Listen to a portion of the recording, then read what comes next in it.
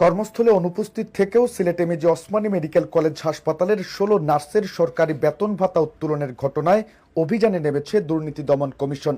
বুধবার দুপুর ১২টার দিকে দুদক সিলেট কার্যালয়ের উপপরিচালক রাফি মোহাম্মদ নাজমুস সাদাতের নেতৃত্বে অভিযান পরিচালনা করা হয়। অভিযানে দুদকের অন্তত ১০ থেকে ১২ জন কর্মকর্তা অংশ নেন।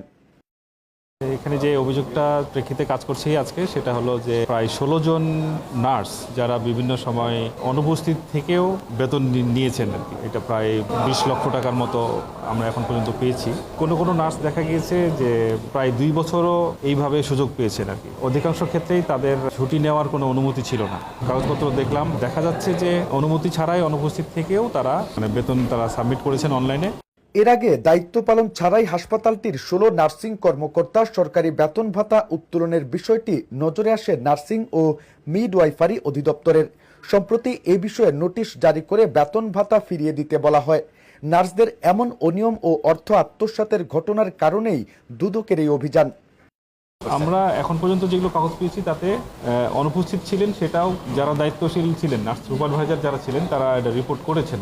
কিন্তু এক্ষেত্রে যারা বেতন ফরওয়ার্ড করা বা বেতনটাকে প্রসেস করার জন্য যারা দায়িত্বশীল তারা এই সুযোগটা সৃষ্টি করেছে আর কি। তারা যে রিপোর্টিং করেছেন অনুপস্থিতির বিষয়টা রোস্টারিং করতে হয় এবং যারা অ্যাবসেন্ট থাকেন সেটা ঊর্ধ্বতন কর্তৃপক্ষকে জানাতে হয়।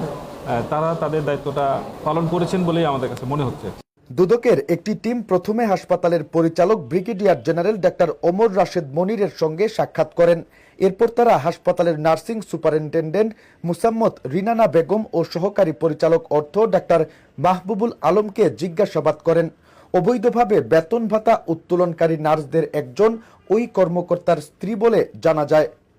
এখন পর্যন্ত যেগুলো কাগজপত্র পেয়েছি তাতে বোঝা যায় যে বেতন ফরওয়ার্ডের যে বিষয়টা বললাম আর যে নার্সরা বেতন সাবমিট করলে বেতনটা ফরওয়ার্ড করার কাজ যেই এখানে দায়িত্বে থাকেন আর কি, সেই দায়িত্বে যেহেতু ওই নার্সের হাজবেন্ড ছিলেন, সুতরাং ধারণা করা যায় যে ওনারও এখানে যোগসাজশ বা সংশ্লিষ্টতা ছিল। হাসপাতাল সূত্র আরও জানায়, ওসমানী হাসপাতালের কর্মস্থলে নেই ৪৩ নার্স কর্মকর্তা। এর মধ্যে ১৬ জন কর্মস্থলে না থেকেও মাসের পর মাস, কেউ প্রায় ২ বছর ধরে বেতন নিয়েছেন।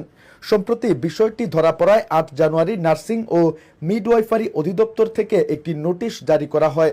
এই নোটিশে উল্লেখিত ১৬ জনকে উত্তোলনকৃত বেতন ভাতার টাকা ফিরিয়ে দিতে নির্দেশ দেওয়া হয়। অভিযুক্ত ১৬ কর্মকর্তা হলেন senior staff nurse Mohammad Yusuf, Mohammad Abdur Rahman, লিপি রানী, আওলাদ হোসেন মাসুম, জাহেদ আহমদ, এম